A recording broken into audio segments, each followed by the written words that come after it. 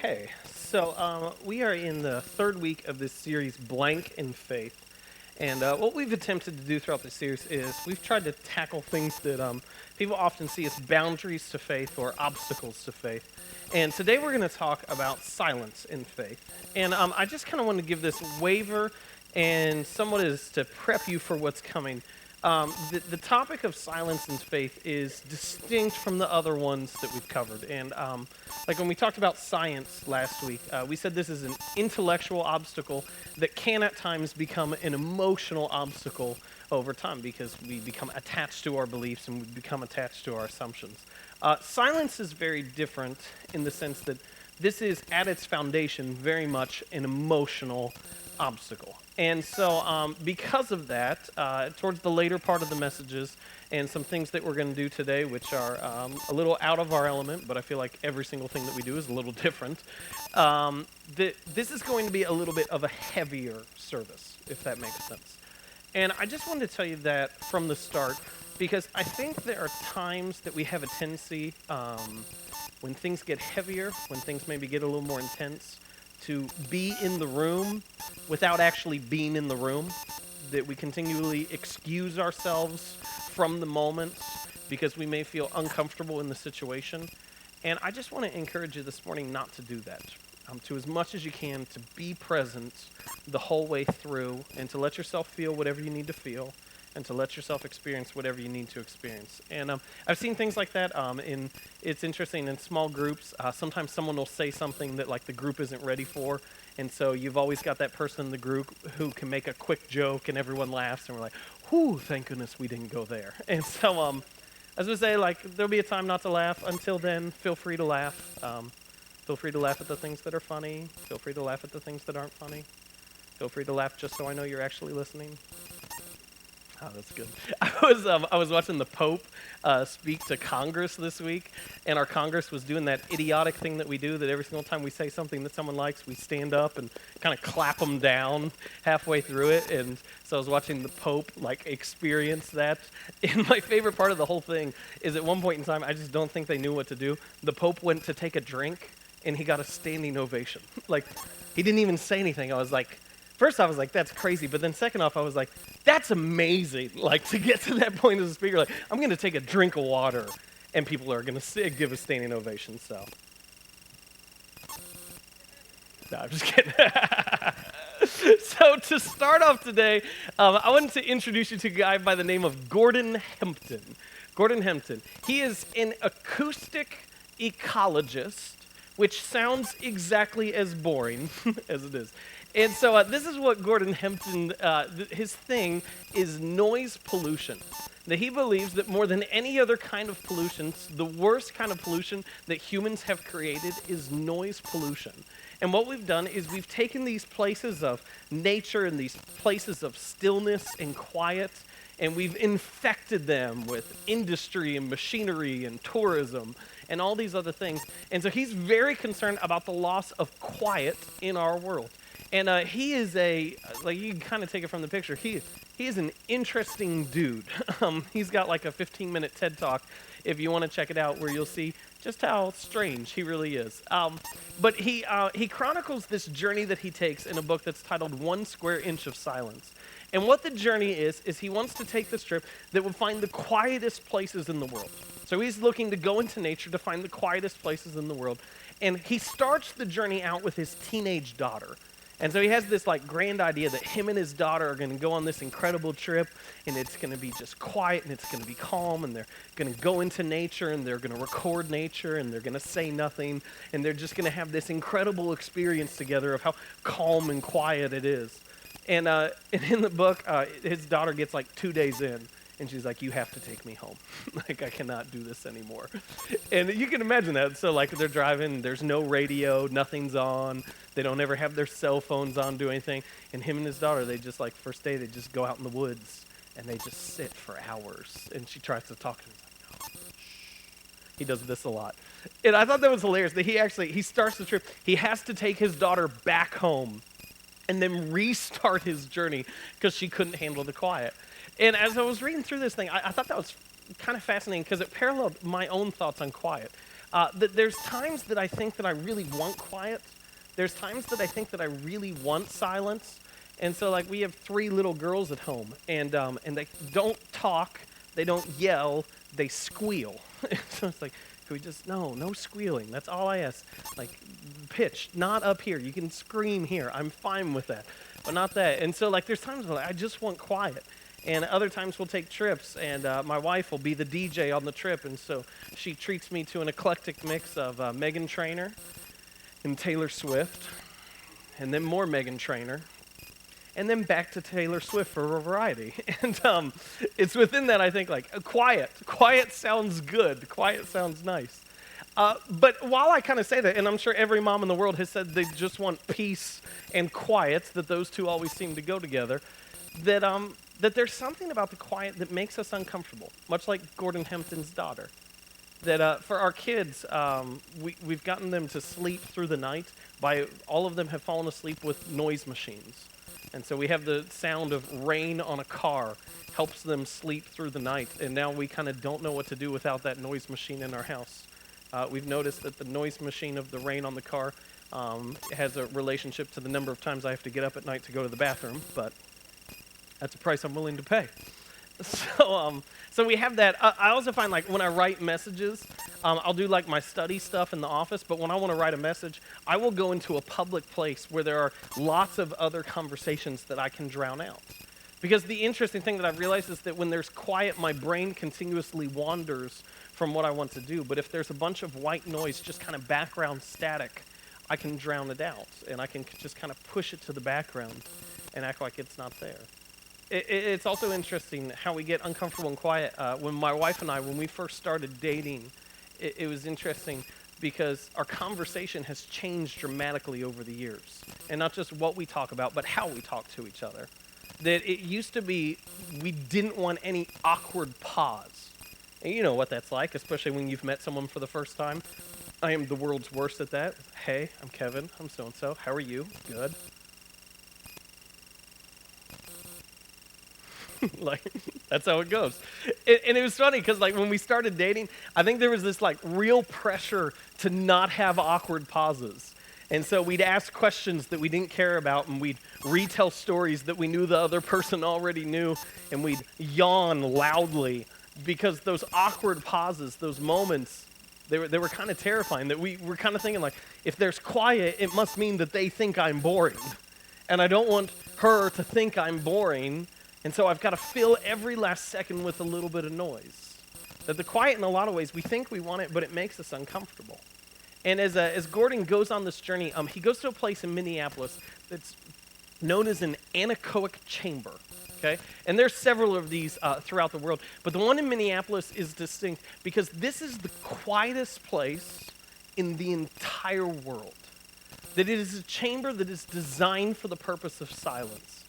And they use it for all different sorts of things. They use it to test products, to test how much noise it is. But to understand how quiet it is, we measure sound in terms of decibels. And 0 decibels is like the level that your human ear can pick up. So if something that would be measured in at 1 decibel, what it means is that you could just, if you're focusing really, really closely, you can just faintly hear it. You can just barely hear it. Our typical conversation is between 50 and 60 decibels. My typical conversation is between 70 and 80 decibels because I'm a little louder. The music that we play is somewhere between 90 and 100 decibels. So to give you a feel of the different levels, this chamber measures in at negative 9.4 decibels. It is so quiet that there are things that the human ear can't even detect. That's how quiet it is. And the fascinating thing is he goes to this chamber, he starts to see all these different things about how it came to be and how it affects us. How the quiet, how the stillness affects us. It said that if you are in there, it's like required. If you are in there for longer than 20 minutes, they require you to sit down. Because after 20 minutes, just the silence will disorient your hearing to the point that disorient your balance that you'll fall over. Which I thought was fascinating. 20 minutes. And I asked the question, someone asked between services, and I didn't answer it in the 9:30, but they're like, well, what about deaf people? And I was like, Oh my gosh, yeah. But they can still sense it. They can still sense. I didn't say that in the mood that I should have said it. Oh my gosh, yeah. But they can still sense the lack of noise, and it changes it. I was talking to Lee Thomas, and he said that he went to one. They have one at the University of Kentucky, and he said when you walk into it and they shut the door, it actually hurts your ears because your ears aren't trained for silence. And when you speak, it doesn't even sound like your voice. That it sounds like you're in another world. The longest anyone has ever been in this particular chamber, in the quietest one in the world, is 45 minutes. And at 45 minutes, they started to go crazy. Now think about that for a second. We talk about our desire for quiet and our desire for silence. The longest anyone has been able to endure complete silence is 45 minutes, and at that point in time, they started to lose their mind. Because we'll say we want it, but we all have to admit that there's something that is incredibly disorienting about the quiet. And I think that's especially true when it comes to God. And we have to acknowledge this, that God isn't silent, but he seems really, really quiet. And this is how it always comes about, that we'll say things like, well, how can you say that God's not silent?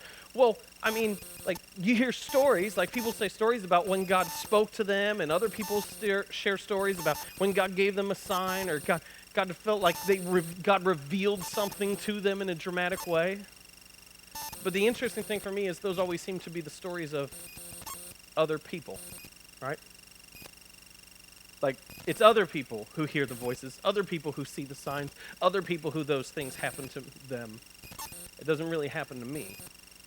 And I don't hear that voice. And I'm not saying this is part of the message, I'm saying this personally. I don't hear that voice. And it makes me wonder, why? Like, why does God not answer out of the silence? And this is the best way I can understand it. Like, in our house, we play hide and go seek. And our girls love to play hide and seek, and they're terrible at it. And it's so frustrating. This is how they play, is one of them will go, okay, let's play hide and seek. You go hide behind the piano, and I'm going to go count and find you. And so I sat at the kitchen table the other day, and I watched him, and the one's hiding behind the piano, and she's looking out, and she's like, and then the other one comes, found you. Okay, you go count, I'll hide behind the piano. And so they switched. And they did this. And I was looking at my wife, and I'm like, what? This is how they play? Like, can we not teach them how to be good? Can we not teach them how to actually, like, come here, girls, this is how you, and she goes, don't you do a thing. They play this for hours. Okay. That's the cost of peace and quiet. They're going to stink at hide and go seek. And then every once in a while, I get invited to play, and they're like, will you play? So I was like, yeah, I'll go hide. And so I'll hide, and I'm much better than them, I promise you. I don't hide behind the piano. But this is what I do, is they'll search for me for about, they don't have a lot of patience, they'll search for me for about 30 seconds, and I'll hear their little feet go down the hardwood floor, and then I'll yell out. I'll yell their name, I'll make a noise, and it's so funny because you can kind of hear them go, and all of a sudden they'll stop. Daddy? And come back, and I'll yell their name again until they can find me. Because I want my children to find me. And here's the concerning thing, is I don't feel that way with God. Now, and when we played, like, I always let them find me. I always call out. One time I fell asleep, okay? I woke up and everyone was eating dinner. But when we play, I'm continuously calling out their voice, because I don't want to just remain hidden. I want them to actually come to the moment where they find me. But I don't feel that way with God. I feel like I'll call out, I'll do something, and for some strange reason, he remains hidden, and I can't quite figure out why. And so I'll have, like, counsel that I need that will go unresponded to. I'll have, like, needs that I feel like desperately need to be met that have no answer. I have prayer requests that seem to fall on deaf ears. And I wonder, where is he? And then this is kind of the assumption that I think we all get to at some point in time, is that the inability to answer why God is quiet leads us to question his love or doubt his existence. And I think it comes in that order. That as we continually call out, as we continually seek, as we continually ask, and we hear nothing in response, we ask first, God, do you care? Because if I were you, I would answer. And so do you care? And second, we ask, are you there? Because if you love me, and you can hear me, then you would respond. So are you really there? And it's within that struggle that we don't understand why God is so quiet. And so this is what I do, is I want to show you when God went quiet. Because there's a moment in particular when the conversation did not come to a screeching halt, but it slowed down dramatically. And I'm not going to go through all the specific verses today. You can do that on your own. But I want to refer you to Genesis chapter 2. Genesis chapter 2. This is the account that we have that happens right after creation. And in Genesis 2, we see an incredible description of what man's relationship with God was like. And the fascinating thing about it is that it gives us word pictures. It gives us different metaphors. And one of the most distinct ones, it says that God walked with man in the garden because they're in the Garden of Eden. They're in paradise. That God walked with man in the garden in the cool of the day. And I hear that, and I think that sounds weird, right? God walked with man in the garden in the cool of the day. And it feels off. It feels different. And I think part of that is because our 21st century understanding that everything has to have a purpose, everything has to have a reason behind it. And so we hear that and we go, okay, so what gets accomplished? What's happening there? But I think that's the point. That what it describes back in the garden between God and man is not a relationship of verbal agreements, is not a relationship of you do this, I'll do this. It's one defined by intimacy.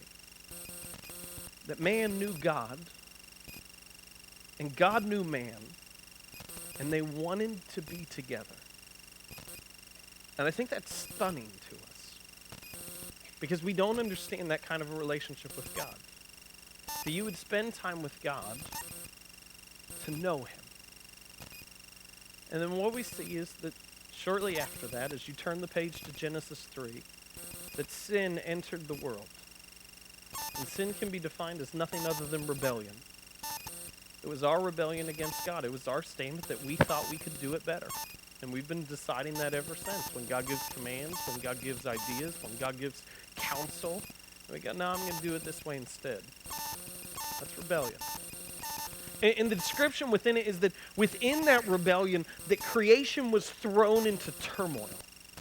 And that all of a sudden, from like the smallest parts of ourselves to the deepest reaches of the universe, the creation was afflicted because of the sin that had entered the world. And all of a sudden, like the universe was thrown off, and personally we were thrown off, and our relationship with God was fractured. And sometimes when we like describe it, I've heard people like, really? Like, we're saying like all of mankind was damaged because of sin? Because of one sin? The universe is off? Really? And I don't think this is actually that hard to understand. Let me say it like this. Let's say you've been working outside all day, and you come in, and I'm there, and I've got a glass of cold water waiting for you. And like you are so thirsty. And so you reach for it and to take a drink, and hang on one sec. And I just take a spoonful, just a small spoonful of sewage.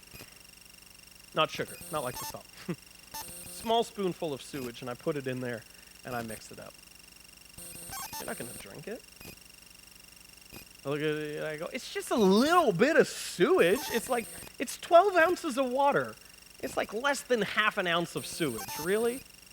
No, you wouldn't drink it because it messes the whole thing. And that's what we understand what happened within that first sin. That it had far-reaching effects, and all of a sudden things started operating outside of their intended purpose. The disease and death and frustration and hardship and depression entered the world because of our rebellion. because of our rebellion. That these are problems of our own making. And maybe the most significant thing that changed was our relationship with God was dramatically different. You see, where before it described us as walking with God in the garden in the cool of the day, that we wanted to be with each other just because we wanted to be with each other, all of a sudden we started operating with God out of a contract mentality. And it was this sense of like, well, if I do this, then God, you've got to do this. If I pray really hard, then you have to answer this request. If I promise to read my Bible from here on out, then God, you need to do something here. If you'll just take away this headache, I'll go to church for the rest of my life. And we've been bargaining with God ever since. And so it's fascinating is that the primary thing that we understand that should define our relationship with God, what we think should define our relationship with God, is obedience. And this is how most people of faith talk about their relationship with God. Well, I obey God. But look at that dramatic difference. We went from intimacy as the culmination of the relationship to obedience. Now, I think you have to have obedience to have intimacy, but intimacy is something that is so much more. And so all of a sudden, things were thrown off because of our rebellion, and it entered into the world. And then we ask after that, and we go, well, why doesn't God respond? Why within that sin, why within that rebellion, why doesn't God speak out? And we come up with all these different ideas. We go, well, maybe God's just angry. So he's just distancing himself because he's upset with us because of what we've done. Other people say, well, God must just be stubborn. Like he doesn't want to answer our requests because we violated it. And even though we're obeying, even though we're doing what we're supposed to, God's just being stubborn. And I think it's interesting that we come to those conclusions. I think here's the reason why. Let me say it like this. When I go to the Mexican restaurant, I will usually order chicken fajitas because they're delicious. And I like the fajita cologne that is on me for the rest of the day. I think that's nice. And so I'll get chicken fajitas, and they'll bring out my plate, and it is sizzling, and there's fajita aroma throughout the air. And they'll set it down in front of me, and I'm not going to try to say this exactly how they say it, but they say the same thing every single time. It's hot. The plate is hot. And within 5 seconds, I'll touch the plate. Without fail. Now, it's not because I don't trust our waiter. It's not because I can't tell from mere observation that the plate is hot. It's because I'm stubborn. Sometimes, to be fair, sometimes he'll say the plate's hot, and then as soon as he turns his back, I'll just yell, the plate's hot. Ah! Gotcha. And then they spit in my food, so I quit doing that. I'm just kidding. But here's the interesting thing, is I'll come to these conclusions that the reason why God doesn't respond is because he's angry or he's stubborn. I'm angry. I'm stubborn. And what I continually find that I do is I project my own issues and my own problems onto God, and I assume he operates just like me. And that's not the case. God's not mad. God's not stubborn. I think an understanding of the silence of God is because we don't understand what is actually happening within the silence. There was a study that was done recently that I thought was fascinating. The study was designed to measure the effects of music on our brain. And they wanted to test the rhythms, they wanted to test the connections, but they specifically were studying the formation of new cells in our brain and what music did towards the formation of new cells. And so what they did is they hooked various people up to all their kind of contraptions and devices, and then they played different types of music. And they saw that, like, with classical music, it had these incredible results. And when it played pop music, we all just kind of debased ourselves to the lowest form of humanity. I'm just kidding. Kind of, but. And so they told all these different types of music, and they wanted to see the effect that it had on our brain, and specifically the formation of new cells. And when they printed out all the results and they looked at all the data, they found something fascinating. Because this is what they did, is they would play music for a little bit, and then they'd shut the music off, and they'd have a few minutes in between where they're setting stuff up, but they didn't shut the machines off.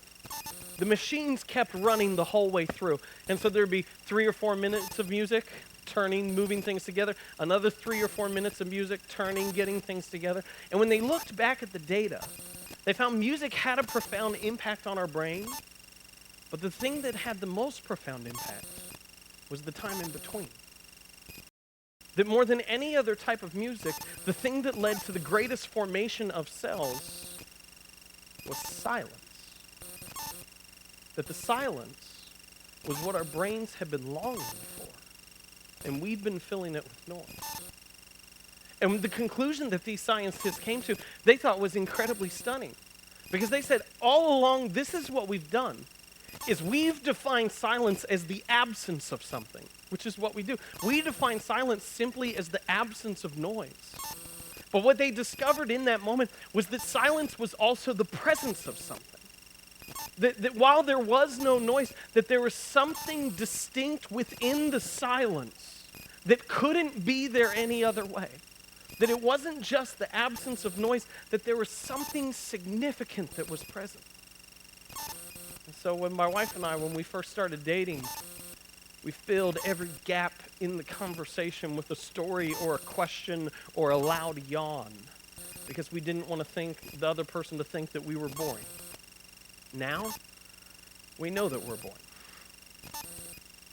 She knows what I'm going to order at a restaurant. I know what she thinks is funny. I know at what point in time in the movie I'm going to have to pause it because she hasn't been paying attention to explain the whole story back to her. No. Buzz and Woody are not friends yet. Just kidding. And here's the thing that's so fascinating, is that where before we had noise, we now have intimacy. Where before we filled the gaps because we were uncomfortable with who we were, now we know the other person. And that's where the silence lies. In Psalm 46:10 it says this, "Be still and know that I am God." And this is how we read it. We usually read this off. We read it as, "Be still and know that I'm God." But that's not what it says. It says, first off, be still.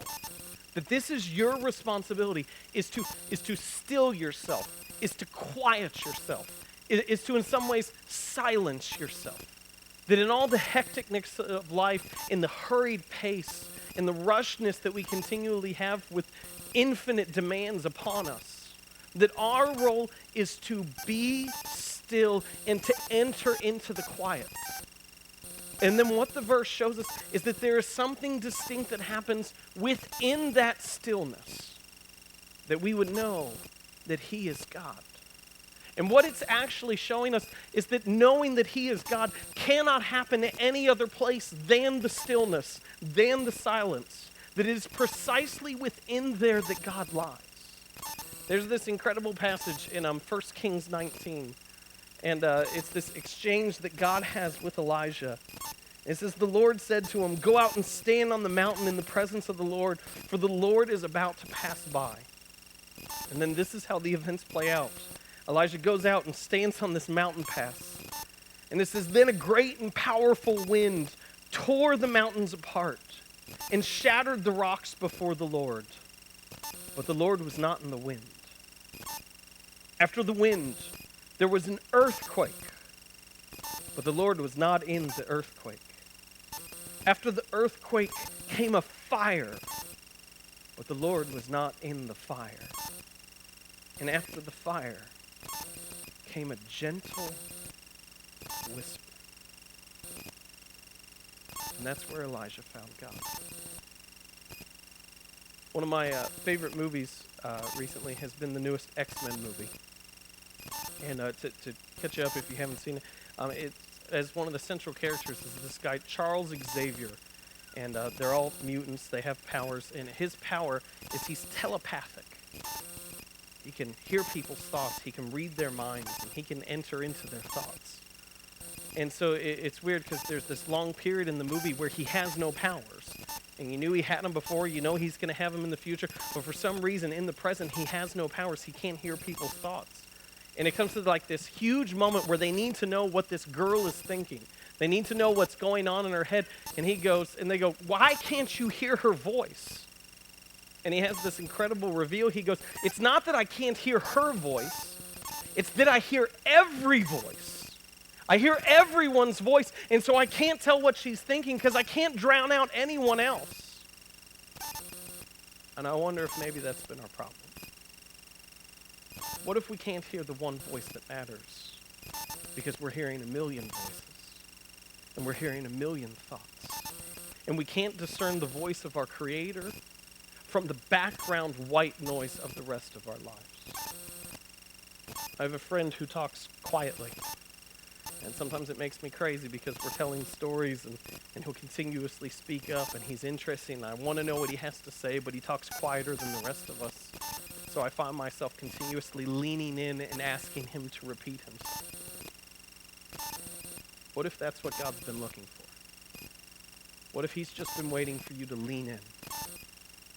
What if he's just waiting for you to push out everything else that seems like a requirement and a demand on your life and lean in to hear the voice that matters most? What if we've filled our lives with noise and God is trying to bring us back to the garden? What if in all our requests and all our demands for counsel, all he's been looking for is to regain the walk that we had with him in the cool of the day? That as we've been driven out and as we find ourselves east of Eden, he is calling us back to the stillness and to the quiet where he is. Let me pray for us.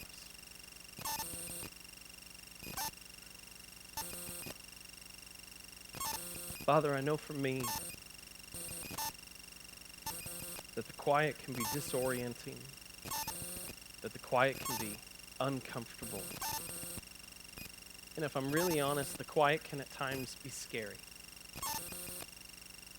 because I don't know how to approach it.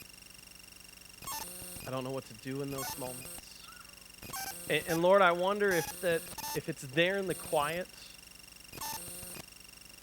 that I'll find something else that I'm uncomfortable with. That maybe in the quiet,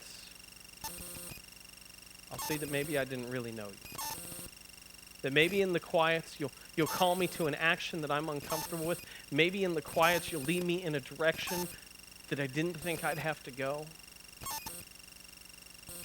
That maybe in the quiets, I'll realize that I've been listening to the wrong voices. But Father, I would rather come to that realization than not know the voice of my Creator.